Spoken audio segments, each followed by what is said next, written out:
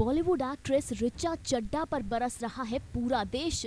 ऋचा चड्ढा के एक ट्वीट ने सोशल मीडिया यूजर्स को हिला दिया है और गुस्सा आना लाजमी भी है, क्योंकि यहाँ भारतीय सेना की बात है। वो सेना जो हमारे देश का गुरूर है। चलिए आपको बताते हैं कि ऋचा चड्ढा ने ऐसा क्या ट्वीट किया जिसके बाद ये पूरा मामला शुरू हुआ।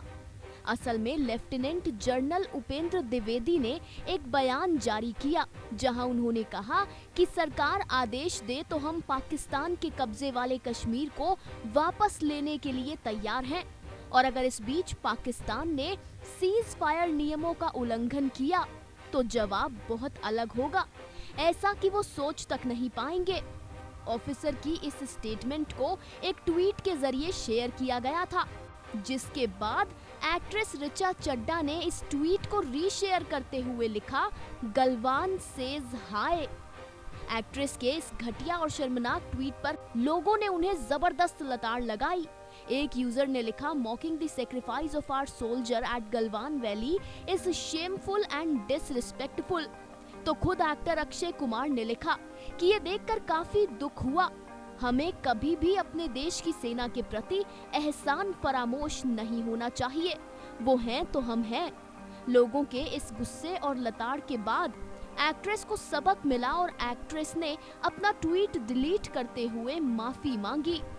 ऋचा चड्ढा ने अपने माफीनामे में लिखा, इस ट्वीट से मेरा इरादा किसी को ठेस पहुंचाने का नहीं था। मेरे 3 शब्दों को विवाद में घसीटा गया। अगर अनजाने में मेरे शब्दों ने किसी की भावनाओं को ट्रिगर किया तो मैं उसके लिए माफी मांगती हूँ। मेरे नाना जी खुद फौज में थे और लेफ्टिनेंट कर्नल की पोस्ट पर थे। 1960 में भारत चीन की लड़ाई में उनके पैर में गोली लगी थी। मेरे मामा जी भी पैरा ट्रूपर थे। ये मेरे खून में है। अगर सेना में कोई शहीद होता है तो उससे पूरी फैमिली अफेक्ट होती है। यहाँ तक कि अगर कोई सेना में घायल होता है तो ये भी दर्दनाक है। ये मेरे लिए भावनात्मक मुद्दा है। ऋचा चड्ढा के इस माफीनामे के बाद भी पब्लिक एक्ट्रेस को माफ करने के लिए तैयार नहीं है और माफी मिलनी भी नहीं चाहिए, क्योंकि सेना का अपमान मतलब देश का अपमान है। जिन्हें नहीं पता कि ऋचा के इस ट्वीट गलवान सेज हाय का क्या मतलब है, उन्हें बता दें कि 6 जून 2020 को गलवान वैली में भारत और चीन सैनिकों के अधिकारियों के बीच बातचीत हुई थी और ये तय किया गया था कि दोनों ही सेनाएं LAC यानी लाइन ऑफ एक्चुअल कंट्रोल से पीछे हटेंगी। दोनों सेनाएं पीछे हट भी रही थी, लेकिन 15 जून को चीनी सैनिकों ने क्षेत्र में अपना शिविर लगा दिया।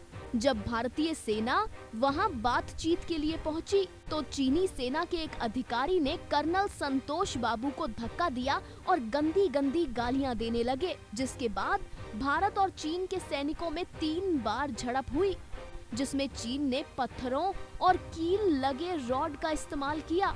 इस झड़प में कर्नल संतोष समेत 20 भारतीय सैनिक शहीद हुए थे और आज ऋचा चड्ढा उन्हीं शहीद सैनिकों का मजाक बना रही हैं, इस तरीके का ट्वीट करके कि गलवान सेज हाय। ऐसे में हम अपनी इस रिपोर्ट के अंत में इतना ही कहेंगे कि कुछ गलतियां माफी से परे हो जाती हैं। ऋचा चड्ढा, शर्म करो। Final cut, news desk.